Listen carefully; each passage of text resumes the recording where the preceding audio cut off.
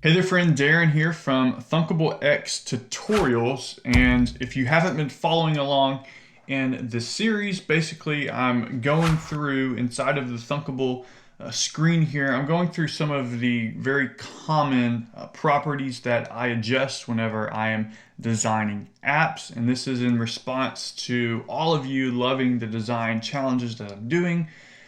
So I'm just showing you how to do some different design things. And if you're a beginner, this is a great kind of mini course to get you started creating your app inside of Thunkable.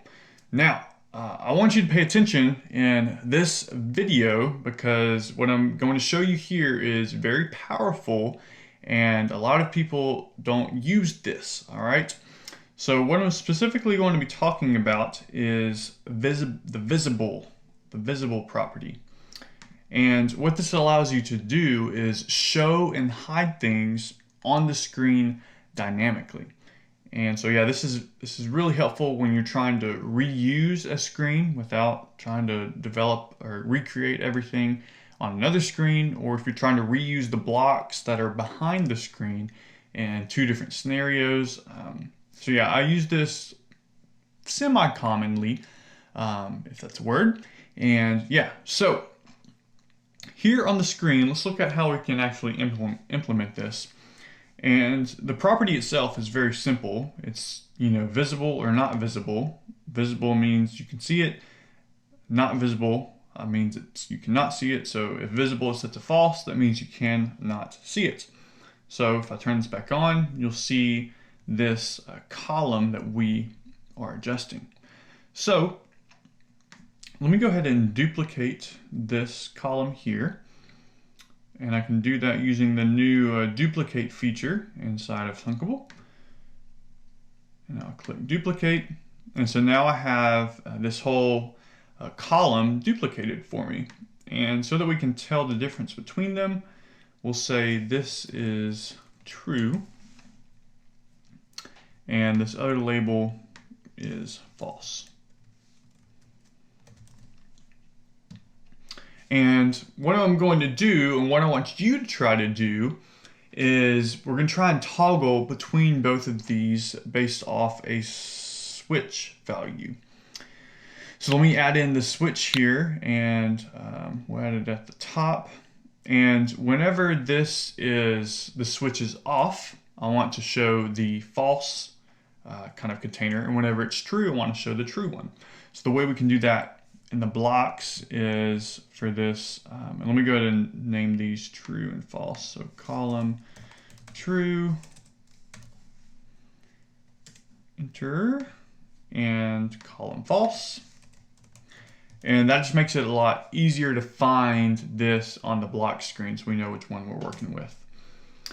And so now by default, the slider is set to false.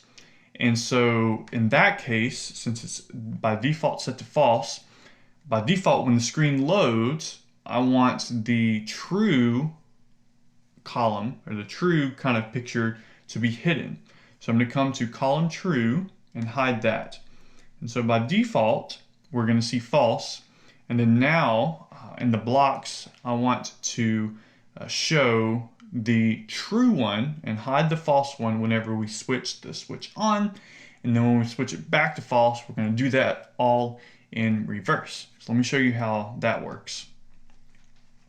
So here we have a switch, and the event for the switch block is when the value is changed.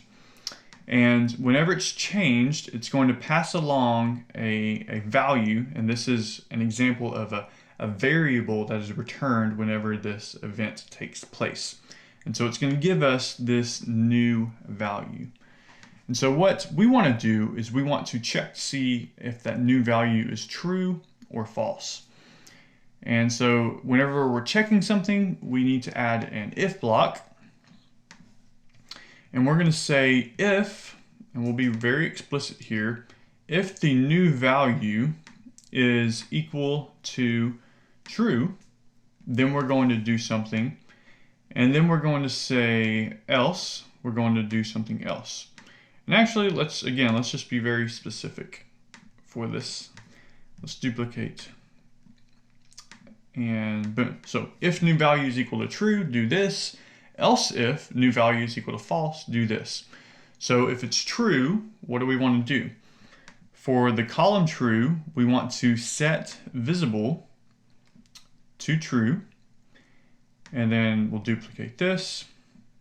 And from column false, let me grab that one, we're going to set visible to false.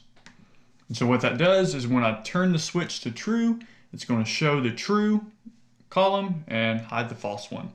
And then in the other case, whenever it's flipped back to false, we just want to do the same thing in reverse. We want to set column true to false, and then column false back to true. And yeah, let me switch this back.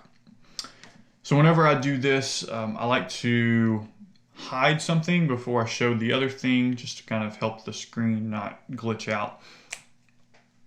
So yeah, this is a very powerful, very simple concept, and I'm not going to show you how to do it because I want you to try it inside of your app, and let me know down in the comments if this worked for you, and if you run into any trouble, I will try to assist you the best I can. So that is the visible property inside of Thunkable and how you can use it to show and hide components based off some other thing changing inside of your app. Thanks for watching.